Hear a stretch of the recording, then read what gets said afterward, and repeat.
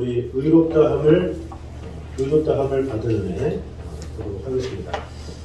우리 암송구절, 우리 먼저 거듭난 사람부터 한번 복습을 해보도록 하겠습니다. 자, 시작. 거듭난 사람, 디도서 3장 5절. 우리를 구원하시되 우리가 행한 바 의로운 행위로 말미암지 아니하고 오직 주의 긍휼하심을 조차 중생의 시술과 성령의 새롭게 하심으로 하셨나니. 디도서 3장 5절 말씀. 아멘. 소리가 좀 작아지긴 했는데 그래도 뭐 차근차근 잘 하시는 것 같아요. 자, 믿음이란 무엇인가 보겠습니다. 시작. 믿음이란 무엇인가? 에베소서 2장 8, 9절. 너희는 그 은혜에 의하여 믿음으로 말미암아 구원을 받았으니 이것이 너희에게서 난 것이 아니요 하나님의 선물이라. 행위에서 난 것이 아니니 이는 누구든지 자랑하지 못하게 하리라. 에베소서 2장 8, 9절. 자, 그 다음에 의롭다함을 받은 은혜, 로마서 8장 32절입니다. 시작. 자기 아들을 아끼지 아니하시고 모든 사람을 위하여 내주신 이가 어찌 그 아들과 함께 모든 것을 우리에게 주시지 아니하겠느냐. 로마서 8장 32절 말씀. 아멘. 이 말씀도 개역 한글이 너무 달라가지고 제가 이 군대에 있을 때 외웠습니다. 군대에 있을 때 이 암송 구절을 그 해에 교회에서 뽑았었는데, 그러고 이제 군대 가서 이제 거기다가 놓고 그냥 할 일이 없어서 군대에서 2등병 때 쳐다보고 계속 암송을 했어요. 계속. 그래서 하도 그때부터 암송을 하도 해가지고 그거에 대한 그게 더 박혀있어요. 군대, 이 대학 때보다 그때 암송했던 게 더 이렇게 박혀서 제가 군대에서 이 고린도전서 12장을 다 한 번 암송을 한 적이 있고, 그리고 특별히 로마서 8장 32절을 암송해서 계속 이렇게. 근데 거기에서 달랐던 게 뭐냐면 어찌 그들과 함께 모든 것을 우리에게 은사로 주시지 아니하시겠느냐. 요거였어요. 은사로 주시지 아니하시겠느냐. 은사로가 왜 나오지? 계속 궁금하면서 암송을 했어요. 네. 근데 이 개혁개정에 이제 그걸 빼놨네. 네. 그래서 그러니까 좀 오히려 말이 다른 것 같아요. 이전에는 은사로 주시지 아니하겠느냐. 자기 아들을 아끼지 아니하시고 우리 모든 사람을 위하여 내어주셨기 때문에 은사로 주시나? 이렇게 생각했는데 이게 없으니까 오히려 이해가 되는 것 같아요. 모든 사람을 위하여 내주신 이가 어찌 그와 함께 모든 것을 우리에게 주시지 않겠느냐. 네. 이게 더 이해가 가는 것 같아요. 네. 저만 그런가요? 네. 그래서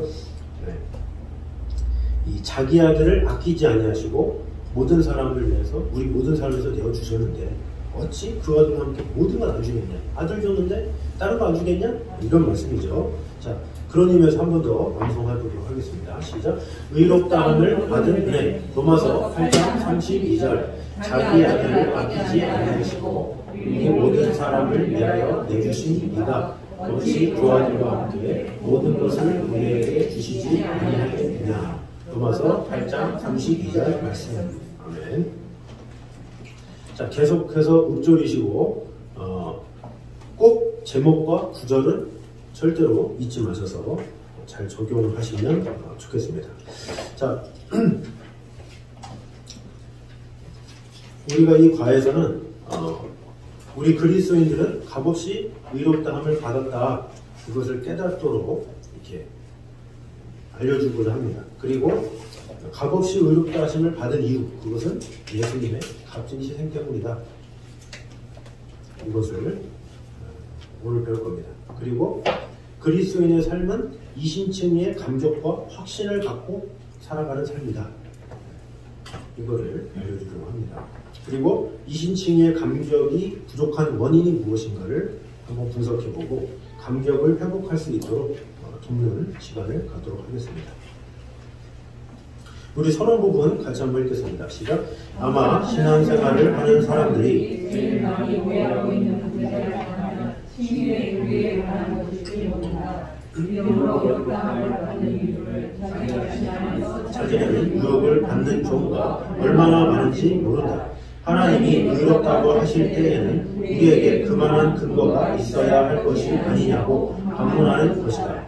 이것은 정말 큰 고뇌가 아닐 수 없다.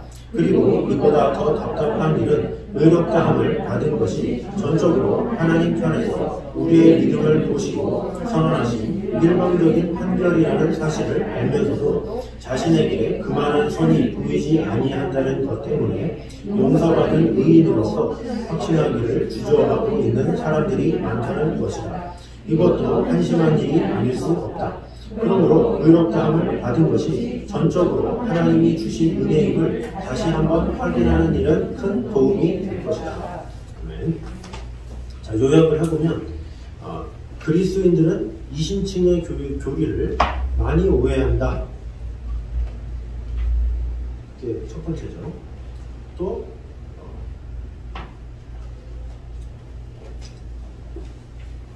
두 번째 줄에 믿음으로 의롭다함을 받은 이유를 자기 자신 안에서 찾으려는 유혹을 받는 경우가 얼마나 많은지 모른다. 그래서 우리에게는 의롭다함을 받는 근거를 찾아볼 수 없다라는 게 이제 선언의 요약이겠죠. 그리고 마지막에 전적으로 하나님이 주신 은혜임을 다시 한번 확인하는 일은 큰 도움이 될 것이다. 그래서 의롭다함을 받는 것은 전적으로 하나님의 은혜임을 확인하는 시간이 되어야 된다는 거죠. 자, 저번 주 내용하고 좀 이렇게 겹치는 부분, 좀 그런 부분이 많은데, 이거를 다시 한번 확인하는 이유는 우리가 늘 이런 것을 자꾸 해결하지 못하고 자기 의의를 나타내는 경우가 상당히 많기 때문에 그래요. 그러니까 열심을 가질수록 자기 의의를 많이 가져요. 보통 사람은 다 그래요. 내가 이렇게 했는데, 내가 이렇게 헌신했는데, 내가 이렇게 봉사했는데, 내가 이렇게 충성했는데, 열심히 했기 때문에 그렇게 하는 거잖아요. 그런데 그것에 대해서 이 성경은 이렇게 말을 하고 있다라는 거죠. 그러니까 우리 인간은 자꾸 알아달라 이런 건데, 사실은 알아달라 하는 이런 모든 것도 사실은 하나님의 은혜로 우리가 구원을 받았기 때문에 우리가 할 수 있는 건데, 그거를 생각하지 못하고 그저 자신이 한 것만 생각하고 자신이 뭔가 드러나야 하는 그런 인간의 연약함인 것 같아요. 그래서 누구나 인간은 무엇인가를 하면 자꾸 이렇게 보상받으려는 보상심리 이런 게 있죠. 그러나 사실은 우리가 구원받은 것에 대해서는 절대 그런 것이 없다라는 것을 전제로 시작하는 것이 좋습니다. 자, 그래서 로마서 3장 20절에서 28절 그리고 이제 칭의에 대해서 검토해 보자 그랬는데, 로마서 3장을 이제 보도록 하겠습니다.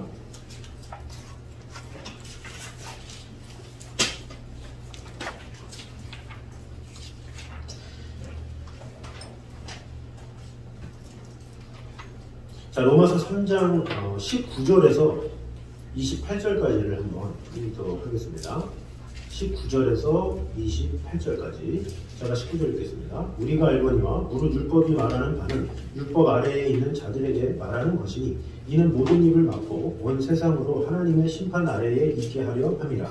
그러므로 율법의 행위로 그의 앞에 의롭다하심으로 빛과 없나니 율법으로는 죄를 깨달음이니라. 이제는 율법 외에 하나님의 한 의가 나타났으니 율법과 선지자들에게 증거를 받은 것이라. 곧 예수 그리스도를 믿음으로 말미암아 모든 믿는 자에게 미치는 하나님의 은이 사절되었느니라. 모든 사람이 죄를 범하였으면 하나님의 영광에 이르지 못하더니 그리스도의 안에 있는 성령으로 말미암아 하나님의 은혜로 값없이 의롭다하심을 얻는 자가 되었느니라. 이 예수를 하나님이 그의 피로써 믿음으로 말미암는 화목제물로 세우셨으니 이는 하나님께서 길이 참으시는 중에 전에 지은 죄를 간구하심으로 자기의 의로우심을 나타내려 하심이니 곧 이때 자기의 의로우심을 나타내사 자기도 의로우시며 또한 예수 믿는 자를 의롭다하려 하시니라. 그런즉 자랑할 데가 어디냐 있을 수가 없느니라. 무슨 법으로냐 행위로냐 아니라 오직 믿음의 법으로니라. 그러므로 사람이 의롭다하심을 얻는 것은 율법의 행위에 있지 않고 믿음으로 되는 줄 우리가 인정하노라. 아멘.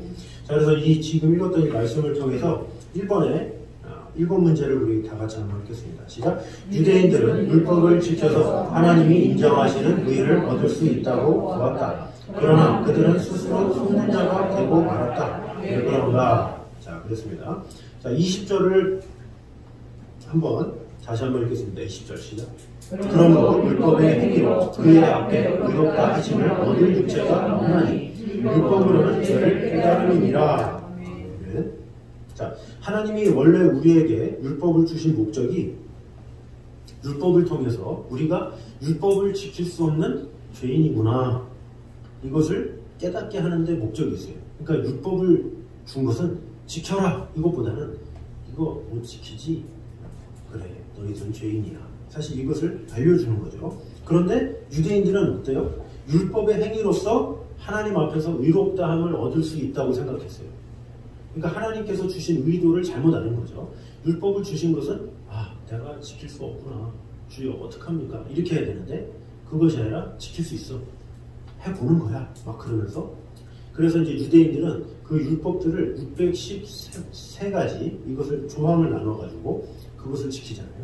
그리고 더 세밀하게 지키는 사람들은 몇천 가지로 나눠가지고 아주 세부 율법을 가지고 이렇게 지켜요. 그래서 자기들은 이렇게 한다 이렇게 하면서 자랑하는 그런 사람들이 참 많이 있어요. 그런데 이것이 스스로 속는 그런 일이 생기게 되었다는 거죠. 그래서 율법으로는 의롭다 하심을 얻을 수 없다는 사실을 우리가 믿는 게 중요해요. 사람들은 참 뭔가 지키려고 그러죠. 그러니까 한국 사람들도 대부분 그러지만 유대인들은 아예 다 그래요. 그래서 율법을 꼭 지켜서 뭔가를 하려는 그런 모습이 있다는 거죠. 그래서 이 잘못된 생각을 가지는 사람들 중에는 구약시대 때는 율법을 지켜서 구원받았고 예수님 때는 예수님을 믿음으로 구원받는다, 이렇게 생각해요. 이게 잘못된 거예요. 구약에서는 율법을 지켜서 구원받았습니까? 아니죠. 사도 바울이 그렇게 말하는 거예요. 하나님은 절대로 율법을 구원의 방법으로 제시한 적이 없다, 이렇게 지금 로마서 3장에서 단언하고 있는 거예요. 그래서 구약이나 신약이나 하나님이 당신의 백성들을 구원하시는 방법은 뭐예요? 은혜다, 이것을 분명히 알려주고 있는 거예요. 구약에서 율법을 지켜야 구원받는다, 이것이 아니고 은혜라는 사실을 어떻게 알 수 있습니까? 우선 이스라엘 백성을 택한 것 자체가 거기서부터 은혜죠. 아브라함을 부르셨어요. 아브라함이 의로워서? 아니죠. 아브라함은 우상을 만드는 사람의 아들이에요. 그래서 아브라함은 그 당시 때 오갈 데도 없고 방향성도 없고, 그런데 하나님께서 그냥 일방적으로 택하셨어요. 그게 은혜죠. 이스라엘 백성들을 택하신 것, 이것도 다 하나님의 전적인 은혜지, 그들이 뭐 다른 민족보다 뛰어나거나 뭐 의롭거나 이런 것은 하나도 없다라는 거죠. 그래서 그들이 은혜로 하나님의 백성이 된 거지 율법을 지킴으로 하나님의 백성이 된 게 아니었다라는 거죠. 하나님께서 모든 민족에게 다 율법을 줬는데 그 중에 이스라엘 백성만 잘 지켰어. 그래서 택했다 그러면 행위로 말미암은 그게 되죠. 그런데 하나님은 그거 다 상관없이 이 모든 이방인들 다 있는데 그냥 하나님께서 먼저 부르시고 그 다음에 율법을 주신 거예요. 이것을 우리가 알아야 되겠죠. 6월절 사건, 홍해 사건, 이거 뭐예요? 다 은혜로 하신 거죠. 은혜로. 하나님께서 은혜로 홍해를 건너게 하신 거예요. 하나님이 하신 거예요. 그들이 한 게 아니라. 그러니까 하나님께서 온전히 하셨다, 이것을 먼저 믿고 나아가는 것이 필요하다 라는 것을 분명히 보여주고 있습니다. 그래서 잘못 신앙생활을 잘못 생각하면 구약은 율법, 신약은 뭐 복음, 뭐 이러면서 따로 분리하는데 그게 아니다라는 거죠.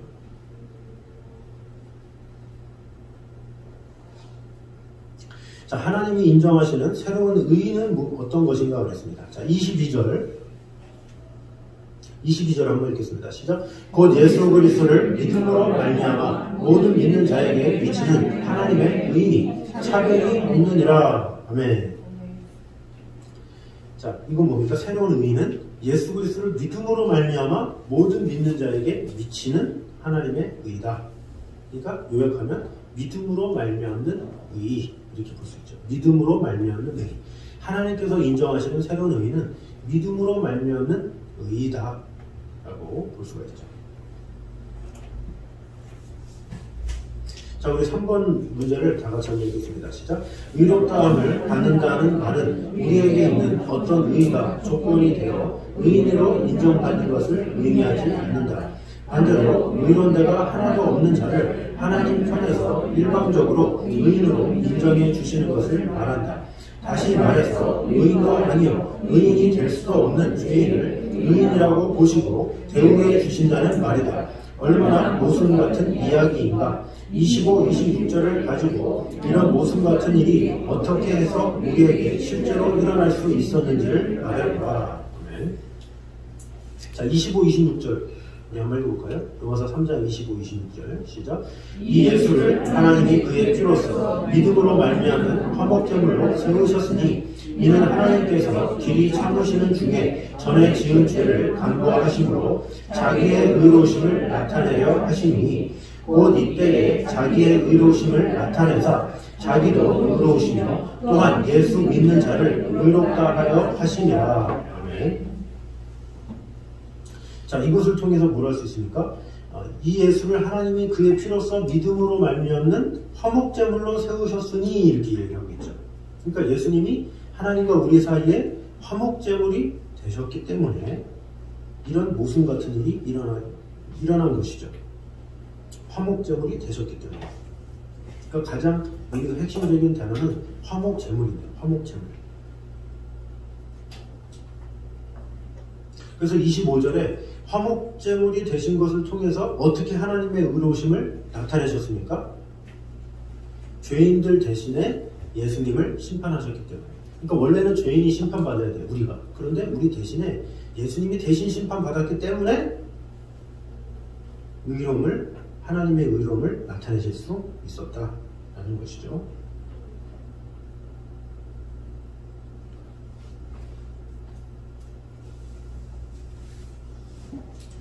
그래서 26절에 곧 이때에 자기의 의로우심을 나타내사 자기도 의로우시며 또한 예수 믿는 자를 의롭다 하려 하심이라 그랬는데, 이것을 풀이해 보면 이 죄인들의 모든 죄가 화목제물 대신 예수님께 전가된 거죠. 전가되었기 때문에 죄인들은 심판을 받지 않아도 의로워질 수 있는 거예요. 그러니까 죄인은 우리인데 우리 죄를 위해서 예수님이 대신 당하셨기 때문에 우리는 이제 죄값을 치를 필요가 없는 거죠.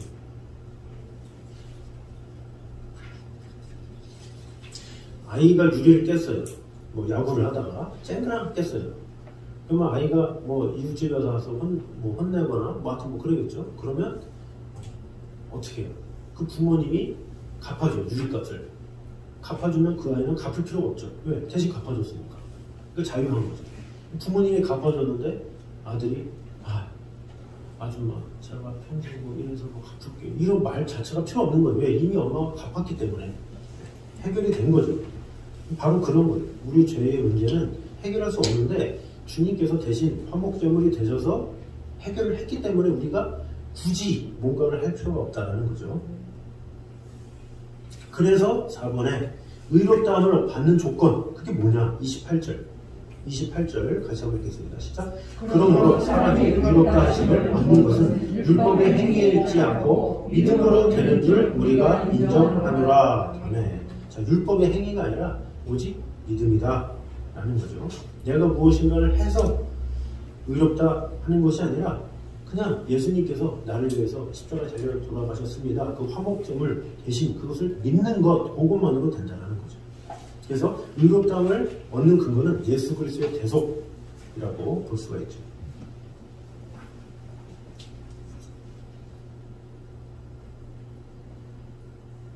자, 우리 5번 문제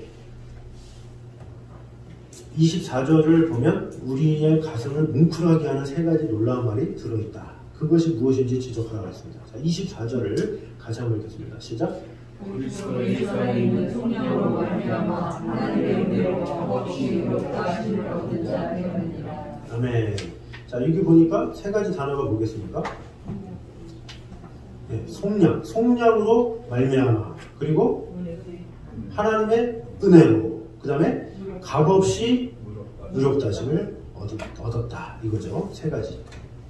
예수 그리스도 안에 있는 속량으로, 하나님의 은혜로, 값없이 의롭다 하심을 받았다.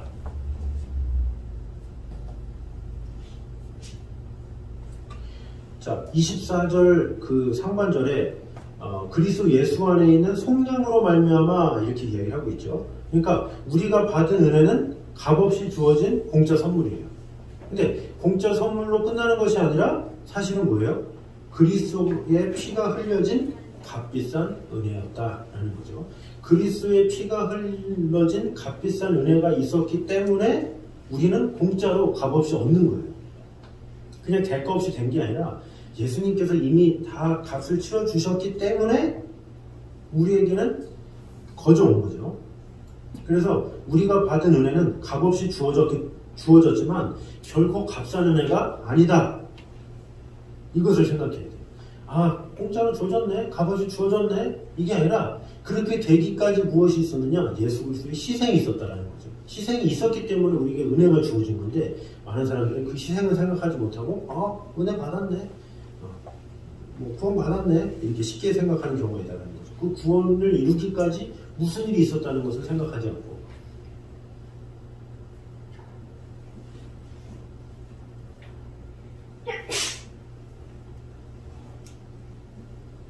자, 그래서 6번에 문제, 당신은 구속으로 말미암아 값없이 차별 없이 은혜로 의롭다함을 받은 이 감격을 언제 어떻게 알게 되었는가, 이렇게 질문하고 있죠. 써보신 분을 써보시고 지금 또 한번 써보시면 좋을 것 같아요. 내가 값없이 구원받았구나, 차별 없이 구원받았구나, 은혜로 구원받았구나, 언제 알게 되었는가. 그동안 웃었으면 지금 쓰시든지, 아니면 언제, 10년 전, 이것도 정확한 날짜를 하면 또 안식교가 되죠. 그냥 언제쯤 이때 참 깨달았었다, 그러면서 다시금 이제 그런 감격을 다시 한번 누려보는 게 참 중요하겠죠. 내가 구원 받았구나, 참 놀랍다. 제가 이제 군대에서 은혜를 받고, 제가 그때 참 은혜를 크게 받았던 것 같아요. 그래서 그 추운 날 영하 18도에 그 추운 그때 제가 추운 걸 절대 못 참으면서 불구하고 매일같이 집에 가고 싶어 그거 한 설차 가자마자 한 달 동안 계속 집에 가고 싶어 못 살겠어 그러면서 제가 세상에서 제일 싫어하는 게 추운 건데, 그 일곱 겹을 온몸에 다 해도 추워가지고 정말 견딜 수가 없는 거예요. 그래가지고 제가 취사병이 되든지 요리하는 취사병이 되든지 아니면 거기서 상황을 보는 상황병이 되든지 둘 중에 하나가 됐으면 좋겠다 했는데, 취사병은 될 리가 없잖아요, 요리를 못하니까. 또 하나는 상황병을 해야 되는데 그건 뭐 전화를 받고 막 하는 건데 그건 계급이 높아야 돼, 그 당시 때. 그래가지고 어떻게 하다가 한 달을 했어요. 한 달은 어떻게 뭐 이렇게 소대장님이 뭐 잘 봐가지고 했는데, 한 달 딱 되니까 뭐 로테이션 돌려야 된다고 그러면서 바로 했어요. 그러면서 그 추운 날에 막 벌벌 떨면서 집에 가기 맨날 그랬어요.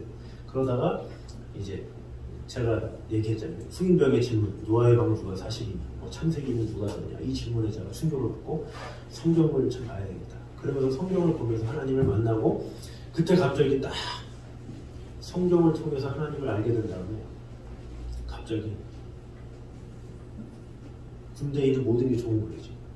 여기가 천국이구나. 갑자기 이럴 사람이 아닌데 제가 추운 게 문제가 아니다. 지금 이 후임병들한테 주님을 전해야 되는데 내가 휴가 가면 누가 전하냐. 그러면서 근무 시간 내내 6시간 내내 후임병한테 성경만 얘기하고, 후임병은 힘듭니다. 무슨 말을 하겠어요, 군대인데. 당해봐라. 계속. 그래서 제가 받은 은혜가 너무나도 귀하니까 그때 잊을 수가 없어요. 그래서 값없이 내가 구원받았구나, 참 은혜구나, 축복이구나. 그러니까 뭐 환경이 중요한 게 아니더라고요. 추운 것도 문제가 아니고 집에 가는 것도 문제가 아니고, 제가 그때 휴가를 다 반납했어요. 그래서 나중에 가자, 나중에 훈련도 다 보내고 철제 끝나고 6개월 뒤에 나서 페바에 가서 거기에 가서 그나마 기회가 있을 때 휴가증도 많았거든요. 제가 뭐 가요제도 나가고 뭐 해가지고 대상 받아가지고 휴가증도 많이 받았는데 일부러 안 가고 나는 주님을 전해야 돼. 이 은혜 받은 게 너무 많아가지고 참 그때 되게 순수했던 것 같아요. 20대 초반에. 그때의 감격. 지금도 얘기하면 그때가 참 뜨거웠던 것 같아요. 그래서 우리에게도 그런 뜨거웠던 때에 이런 은혜를 나누는 게 참 중요한 것 같아요. 자, 우리 2번 문제 한번 읽겠습니다. 시작. 로마서 4장 4절에서 8절은 의롭다함을 받는 것이 무엇인지 아주 좋은 예를 들고 있다. 자, 1번. 칭의가 전적으로 하나님의 은혜라는 사실을 설명하기 위해 어떤 비유를 사용하고 있는가. 자, 로마서 4장이죠. 로마서 4장 우리 4절에서 8절입니다. 이것을 한번 읽어보도록 하겠습니다. 4절 제가 읽겠습니다.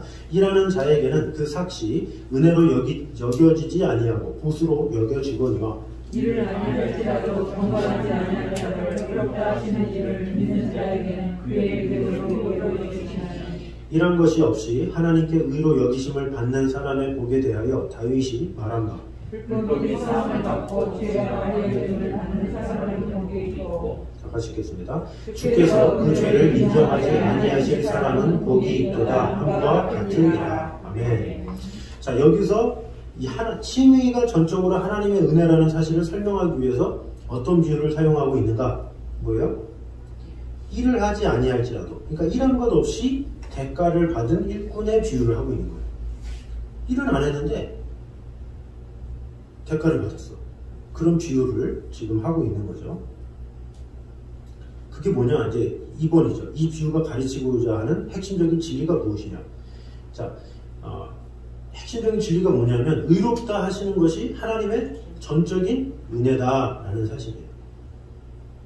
그래서 다음과 같은 진리들을 이제 말하고 있는데 뭐예요? 처음에 일을 아니한 자라도 경건치 못한 자라도 일을 하나도 안 했는데 전혀 경건치도 않은데 그런데 어떻게 해요? 경건치 아니한 자를 의롭다 하시는 일을 믿는 자는 이렇게 이야기를 하는 거죠.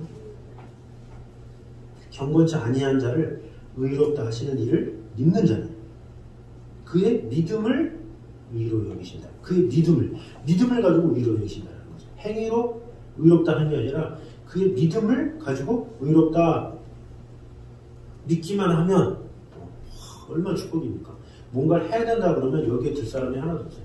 그런데 뭔가를 하지 않아도 믿습니다 하기만 하면 우리에게 그 칭의가 주어진다라는 거죠.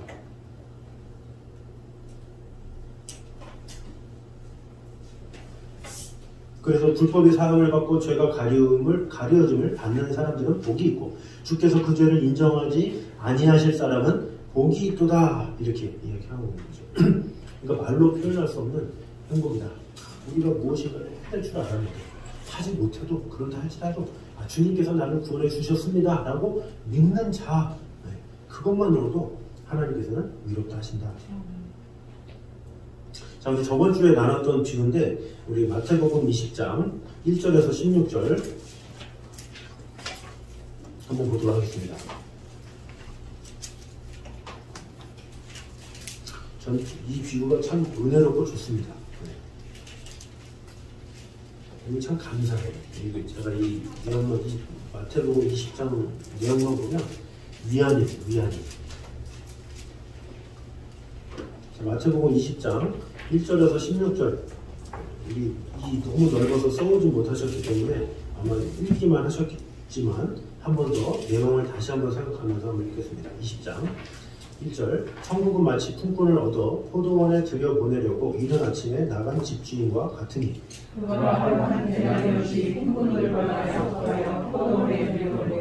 또 제3시에 나가보니 장터에 놀고 서 있는 사람들이 또 있는지라 그들에게 이르되 너희도 포도원에 들어가라 내가 너희에게 상담하게 주라 하니 그들이 가고 제6시와 제9시에 또 나가 그와 같이 하고 제10시에도 나가보니 서 있는 사람들이 또 있는지라 이르되 너희는 어찌하여 주인으로 놀고 여기 서 있느냐 이르되 우리를 품꾼으로 쓰는 이가 없음이니이다. 이르되 너희도 포도원에 들어가라 하니라. 전에 포도원 주인이 청지기에게 이르되 품꾼들을 불러 나는 먼저부터 시작하여 먼저까지 섞을 줄 아니 제11시에 온 자들이 와서 한 데나리온씩을 받거늘 먼저 자들이 와서 먼저라는 그들도 한 데나리온씩 받으니라 받은 후 집주인을 원망하여 이르되 나중에 이 사람들은 항상 받기 하지 아니하였거늘 그들을 종이 수고하며 그들을 반드시 위협하지 않나이다. 주인이 그 중에 한 사람에게 대답하여 이르되 친구여 내가 내게 잘못한 것이 없노라. 내가 나와 한 데나리온의 약속을 하지 아니하였느냐. 이것이나 가지고 가라. 나도 이 사람에게 너와 같이 주는 것이 내 뜻이니라.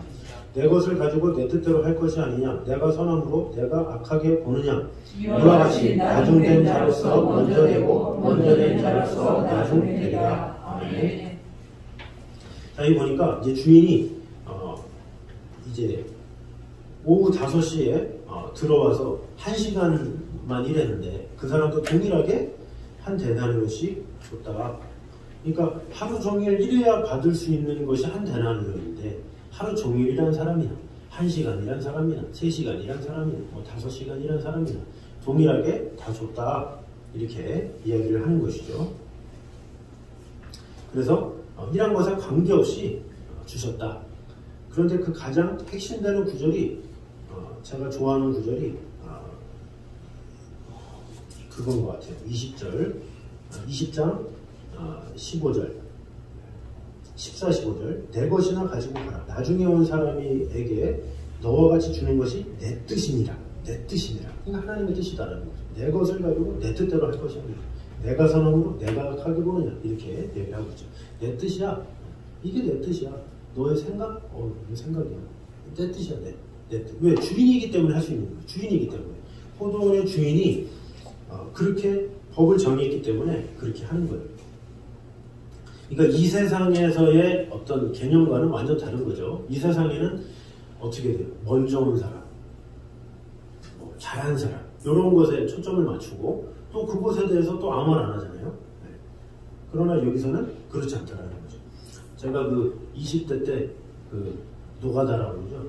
그래서 이렇게 일을 그거를 하려고 그 군대 가기 전에도 몇 번 했었고, 그러면 이제 인력 사무실에 가가지고 이제 갔어요. 근데 6시에인가 한번 갔더니 막 순서대로 부르더라고. 순서대로 부르는데 사람들이 엄청 많아가지고 막 부르다가 결국에는 6시까지 기다렸는데 안 불러요. 그래가지고 일 없냐고. 없대요. 집에 가래요.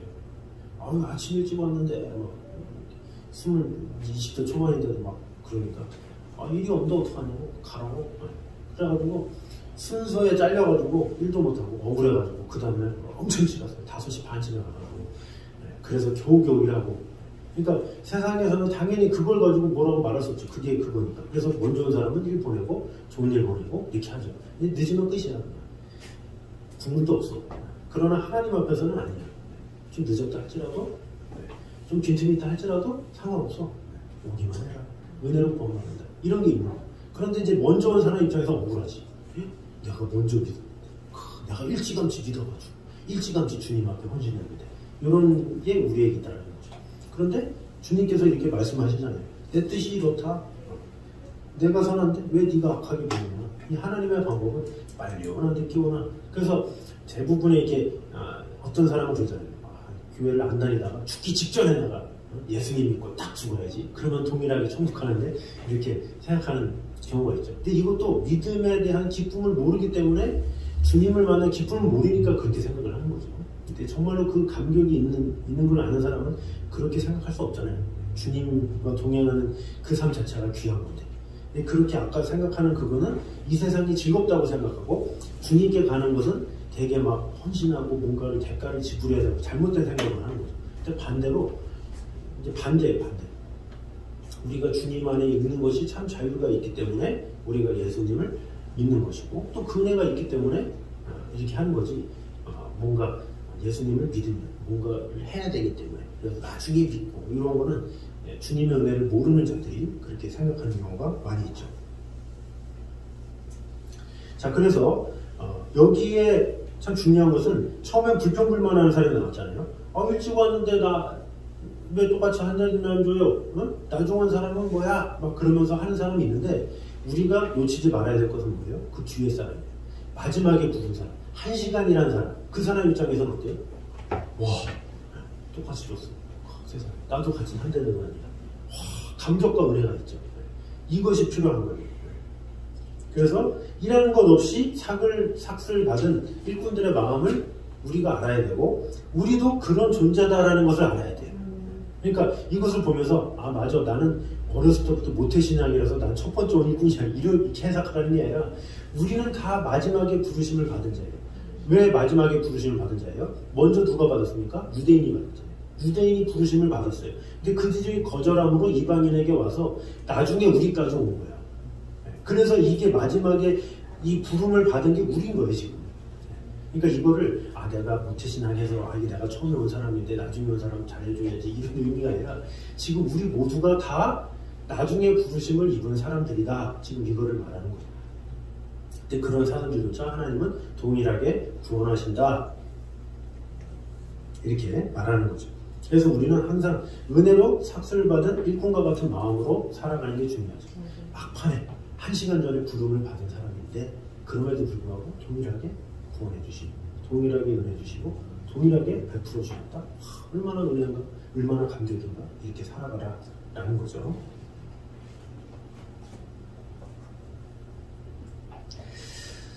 자, 3번 한번 읽겠습니다. 시작. 로마서 8장 31에서 34절에서 바울은 값없이 은혜로 의롭다함을 받은 감격과 확신을 이기지 못해 큰 소리로 하나님을 찬양하고 있다.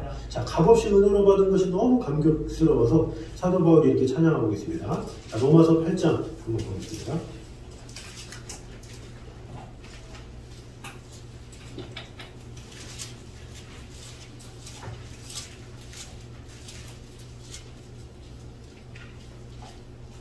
로마서 8장 31절에서 34절. 자, 이렇게 아름답고 뜨거운 구원의 찬양이 또 어디 있겠는가? 정성껏 한번 써보라. 정성껏 써보셨습니까? 네, 되게 제자원의 책이 되게 직설적으로 잘 나온 것 같아요. 그리고 가능한 외우도록 하라. 근데 우리가 이 앞부분 외웠잖아요. 이제 꼭 기회가 되시면 다 같이 외우면 좋습니다. 우리 31절에서 34절 감격과 확신을 가지고 내부절이니까 다 같이 한 목소리로 같이 한번 읽겠습니다. 시작. 그런즉 이 일에 대하여 우리가 무슨 말 하리요? 만일 하나님이 우리를 위하시면 누가 우리를 대적하리요? 자기 아들을 아끼지 아니하시고 우리 모든 사람을 위하여 내주신 이가 어찌 그 아들과 함께 모든 것을 우리에게 주시지 아니하겠느냐? 누가 능히 하나님께서 택한 자들을 거듭하리요? 의롭다 하신 이는 하나님이시니라. 누가 정죄하리요? 죽으실 뿐 아니라 다시 살아나신 이는 그리스도 예수시니 그는 하나님 우편에 계신 자요 우리를 위하여 하시는 자신이라. 아멘. 자, 이번에 바울이 말하고자 하는 골자가 무엇인지 한마디로 요약하라.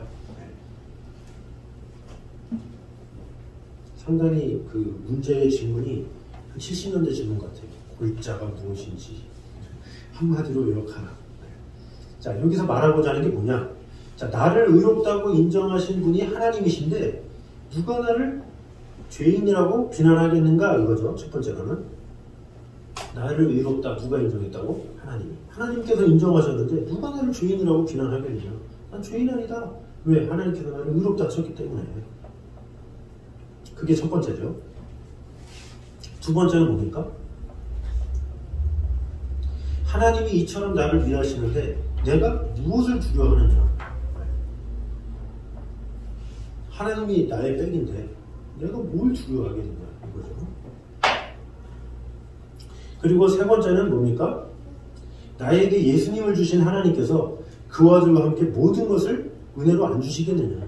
예수님도 주셨는데 자기 귀한 독생자 주셨는데 다른 거 안 주시겠냐? 전체를 줬는데 그 모든 걸 안 주겠냐? 이렇게 말하는 거죠.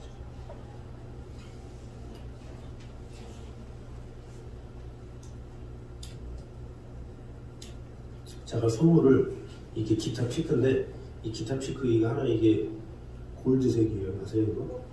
이게 30만원짜리예요 이거. 네. 진짜 믿는 건 아니시죠? 이게 30만원짜리 골드로 되는데 이거를 제가 선물해 드렸어요. 여기다가 유리에다가 이렇게 케이스에다가 이게 선물입니다. 기타 잘 치세요.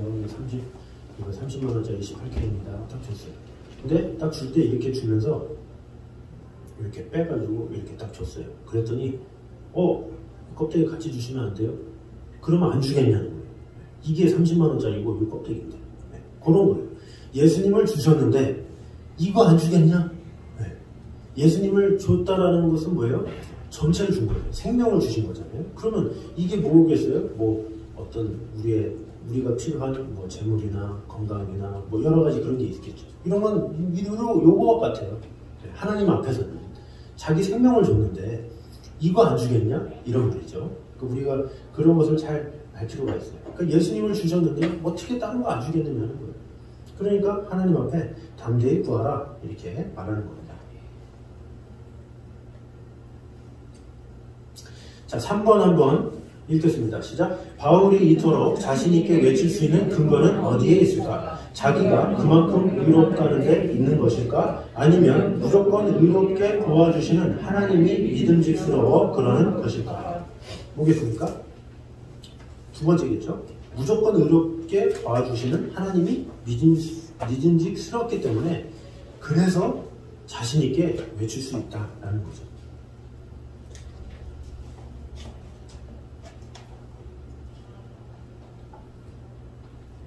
자, 예를 들어서 한 아이가 어떤 강을 건너요. 이 강에 그 돌다리 있잖아요. 뭐 청계천에 뭐 그런 다리도 있고 뭐 이렇게 돌 같은 거 듬성듬성 놓는데, 근데 그런 데가 있는데 아이가 아빠의 손을 잡는다고 쳐봐요. 그 작은 손으로 뭐 한 대여섯 살 되는 아이가 작은 손으로 꽉 붙잡고 뭔가 이렇게 안 떨어지려고 바둥바둥 하면서 이렇게 그러면서 아빠가 이제 건너는 그런 장면이 있고, 또 하나는 뭐냐, 아빠가 큰 손으로 아이 손을 꽉 붙잡고 걷는 거라. 아이의 심정은 뭐가 편하겠어요? 똑같이 잡았지만 자신이 잡은 것과 잡힌 것은 천지차이예요. 자기가 잡으면 불안해. 왜? 자기가 약하기 때문에 언제 놓칠지 몰라. 그런데 잡힌 거는 그 강한 손이 붙잡고 있기 때문에 걱정할 필요가 없는 거예요. 이 하나님께서 잡아주시는 손이 바로 그렇다는 거죠. 우리가 잡았으면 문제인데 하나님이 우리를 잡아주신 거예요. 그래서 우리가 요동하지 않는 거죠. 그래서 불안할 필요가 없는 거예요.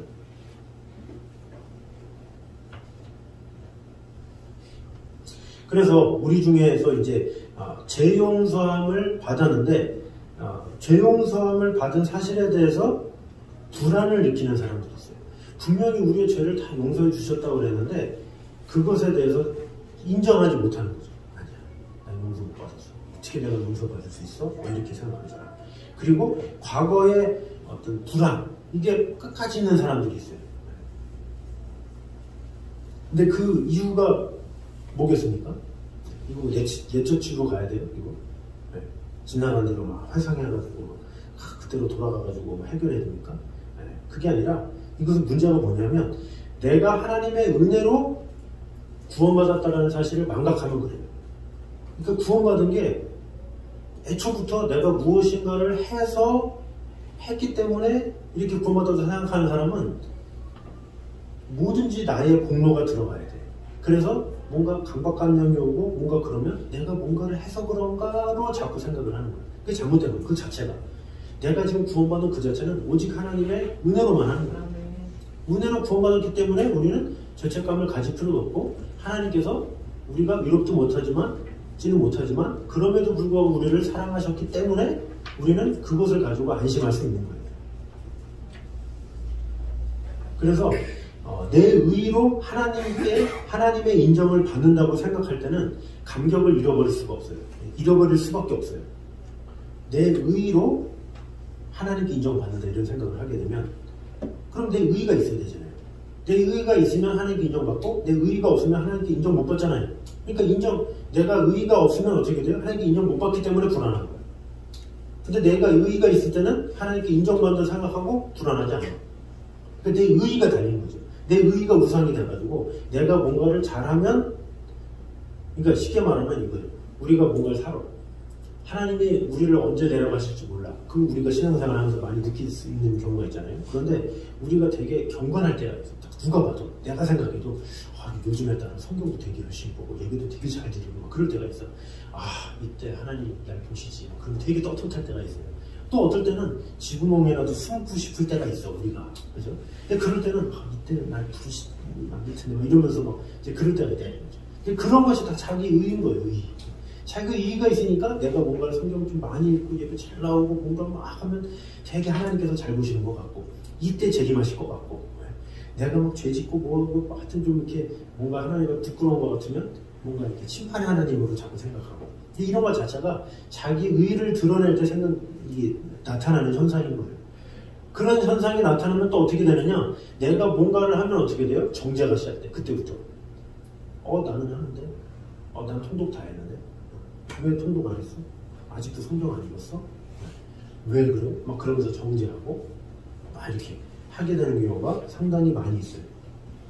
그러니까 하나님께서 나를 은혜로 구원해 주셨다라는 사실을 망각하는 것과 기억하는 것은 천지차이인 거예요. 이게 망각을 하면 자꾸 나의 의를 자꾸 드러내죠.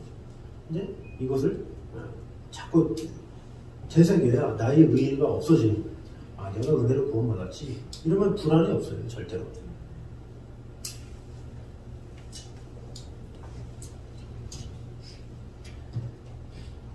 자, 4번 보겠습니다. 자, 바울은 특히 어떤 하나님을 그의 백, 후견인인 것처럼 믿고 큰 소리 치는가? 자, 32절 우리 암송했던 거죠. 다시 한번 해보겠습니다. 시작. 자기 아들을 아끼지 아니하시고 내주신 이가 어찌 그 아들과 함께 모든 것을 우리에게 주시지 아니하시겠느냐. 자, 우리를 사랑하셔서 자기 아들까지 희생시키신 하나님인데 우리에게 모든 것을 값없이 주지 못할 이유가 어디 있느냐? 이렇게 말을 하는 거죠. 그 하나님이 이것도 줬는데 다른 것 안 주겠냐? 이렇게.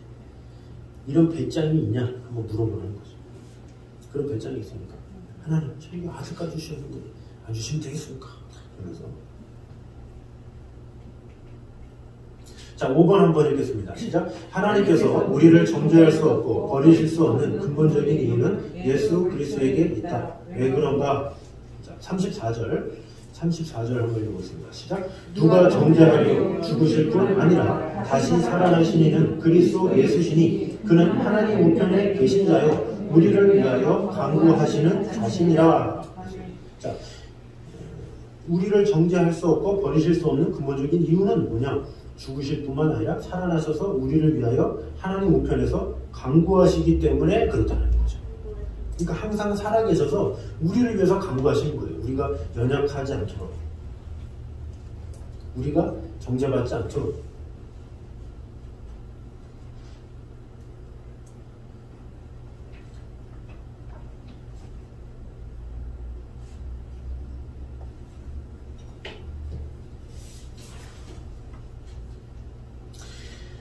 자, 6번 한번 읽겠습니다. 시작. 당신이 의롭다함을 받은 확신과 감격에서 바울처럼 강하지 못했던 원인이 어디에 있었다고 보는가?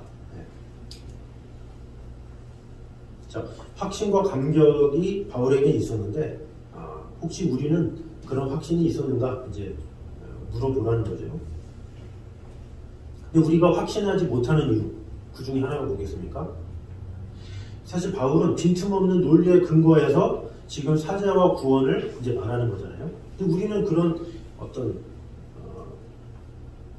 이 복음의 진리를 바르게 배우지 못해서 그런 경우가 상당히 많이 있어요. 그러니까 교회는 다니는데 그냥 예수 믿고 구원받읍시다 뭐 이런 어떤 단순한 그런 생각으로 이제 신앙생활하는 분이 있고, 어떤 분은 아까 말했지만 예수 믿고 구원받지만 내가 무엇인가를 해야지 하면서 자기 의의가 드러나는 사람이 있고, 이런 것들 사이에서 우리는 로마서 말씀이나 이런 말씀을 통해서 우리가 잘 알아야 돼요. 하나님의 의도와 하나님의 뜻을 알아야 하나님께서 나를 은혜로 구원하여 주셨고 그 은혜에 감사해서 감격으로 우리가 신앙생활을 하는 것이고, 이렇게 우리가 잘 알아야 되겠죠. 이런 것을 잘 개념을 모르고 그러면 이 확신과 감격이 없을 수 있다는 거죠. 자, 그래서 4번에 다음 몇 가지 사실을 각자가 솔직한 심정으로 대답하라고 했어요. 자, 1번에서 4번입니다. 여기 있는 분들은 다 잘 쓰시겠지만 한 번 더 자신에게 질문하면서 써보시면 좋겠어요. 당신은 의롭다함을 받았다고 믿는가? 못 믿겠는데요? 그러면 예수님 안 믿는 거죠. 예수님 때문에 내가 지금 의로움을 받은 건데 이것까지도 내가 의롭지 못해서 이렇게 또 생각하는 분은 설명을 잘못 들으신 분이고, 제가 이제 새가족 양육이나 이렇게 해도 어떤 이전에 신앙생활을 오래 하셨던 분임에도 불구하고 구원의 확신이 없거나 아니면 자신이 죄인이라고 막 말씀하시는 분이 은근히 많았어요. 그래서 우리가 이것을 잘 명확하게 해야 됩니다. 자, 그래서 당신은 의롭다함을 받았다고 믿는가? 그러면 바로 그냥 아멘. 뭐 생각 없이 아멘 바로 나올 정도로 이렇게 우리한테 딱 이래야 돼. 아, 내가 요즘에는 이제 그것부터가 성경을 모르는 거죠. 하나님의 의도를 알면 바로 아멘 이렇게 할 수 있어야 된다는 거죠. 자, 2번 아직도 당신의 모든 죄를 용서받았다는 사실을 믿지 못하는 불안은 없는가? 이것도 은근히 많아요. 불안해. 불안해. 항상. 예수님 믿으면서도 항상 불안해. 밥 먹으면서도 수고하기 떨리고.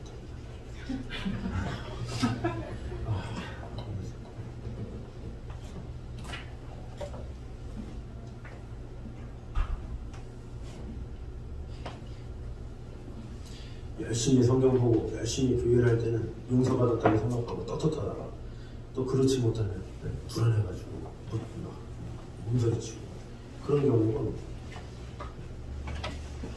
자, 세 번째입니다. 값없이 의롭다함을 받은 기쁨과 감격이 있는가? 항상 생각해. 와, 값없이 의롭다는 이것만으로도 사실 우리가 행복해야 진정한 그리스도입니다. 이거에 대한 기쁨을 모르니까 내가 뭐가 없네, 이런 뭐 팔자가 안 좋네, 막 그러면서 그러지. 이 값없이 의롭다 하심을 받는 기쁨과 감격만 있으면 사실 우리는 평생 행복할 수 있는 거예요. 4번입니다. 바울처럼 자신있게 큰 소리 칠 수 있는가? 자신있게 아멘 이렇게 쓰시는지. 부끄럽네요. 노력할게요. 쓰시든지. 자, 그래서 이런 기쁨과 감격을 가지고 우리는 봉사를 하는 거고, 그런 기쁨과 감격을 가지고 하나님 앞에 뭔가를 드리겠고 이렇게 하는 거지. 뭔가 이런 기쁨과 감격 없이 뭔가 나의 의의로 한다? 아무 소용없는 거예요. 나의 의의로 뭔가를 하겠다? 이런 건 바리새인과 별다를 바 없어요. 항상 내가 주님의 은혜로 이렇게 됐구나. 그런 감격이 있어야 그런 감격하는 마음을 하나님께서 기뻐하시고 은혜 주시고 하는 거예요. 그래서 이 하나님께서 모세오경에 이 이스라엘 백성을 가지고 목이 굳은 백성이다 그래요. 하나님께서 은혜로 불러주셨는데 은혜로 불러주신 것을 감사하지 못하고 목이 고다가지고 이방인들을 판단하기 시작해요. 이제 지금의 이스라엘 민족들은 진짜 목이 고든 백성이잖아요. 다른 이방인들은 구원 못 받았다 생각하면서 우월감에 빠져있고 이렇게 살아가는 거예요. 그러니까 은혜로 구원받은 것을 놓치면 그렇게 되는 거죠. 그래서 우리도 항상 은혜로 구원받았구나 이것을 늘 생각하면서 살아가야 되는 거죠. 자, 우리 교리 요약 한번 읽어보도록 하겠습니다.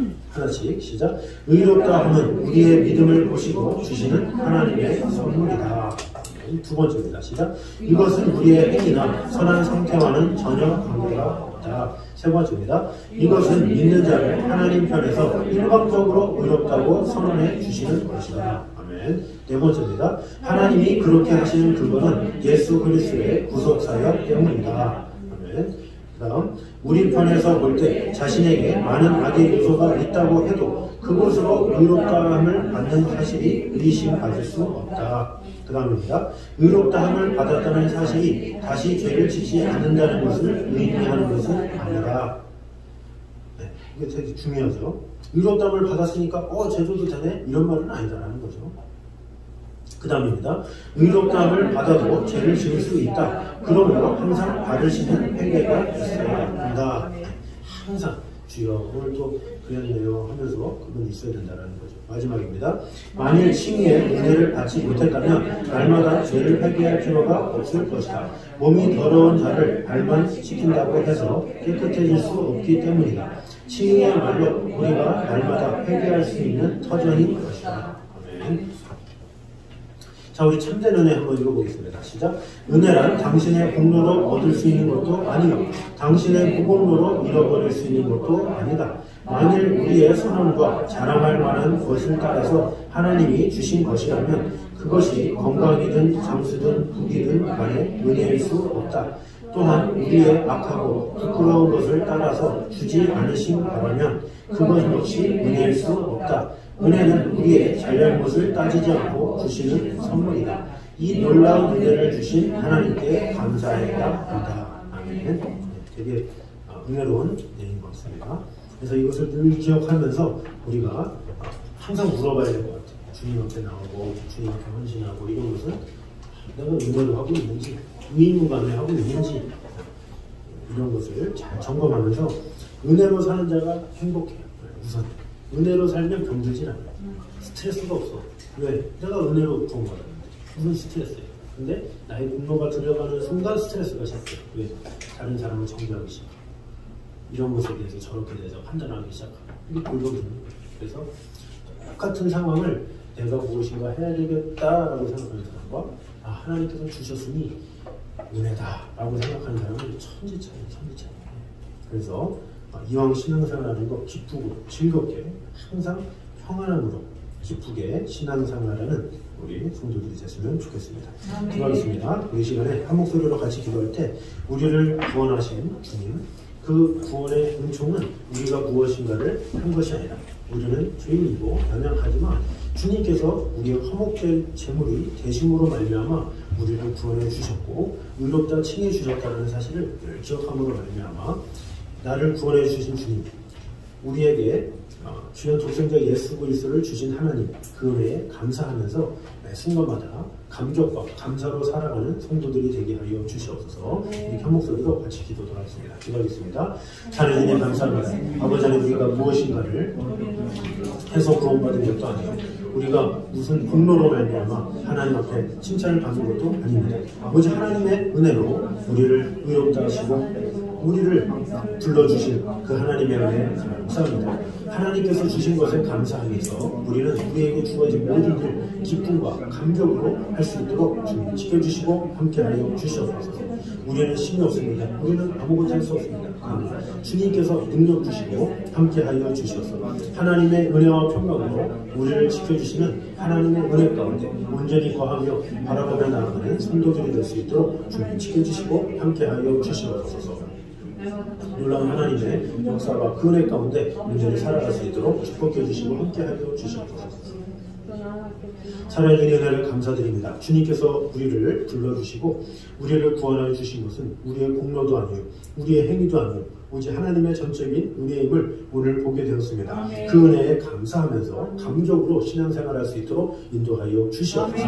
똑같은 신앙생활을 한다 할지라도 그것을 나의 공로로 하는 사람이 있고 또 은혜로 여기면서 생활하는 성도들이 있습니다. 이왕이면 우리가 그것을 은혜로 알아서 하나님 앞에 나와 예배할 수 있는 것, 하나님 앞에 찬양할 수 있는 것, 하나님의 말씀을 들을 수 있는 것, 이런 모든 것이 다 하나님의 은혜입니다. 이런 고백으로 말미암아 주위 사람들에게 그런 하나님의 사랑을 전하며 그 사랑 안에 온전히 거하게 됨으로 말미암아 나를 의롭다 하신 그 은혜에 늘 감격하는 하루하루 될 수 있도록 주님 지켜주시고 함께하여 주셔서 매 순간마다 주님께서 주시는 그 감격과 그 은혜로 매일매일 기쁨의 신앙생활을 할 수 있도록 지켜주시고 함께하여 주시옵소서. 이제는 우리 예수 그리스도의 은혜와 아버지 하나님의 무한하신 사랑과 성령님의 교통하심이 우리에게 큰 은혜와 사랑을 주신 그 하나님 앞에 감사하길 원하는 이 자리에 있는 모든 성도들 위해 이용토역까지 함께 있기를 간절히 축원하옵나이다. 아멘.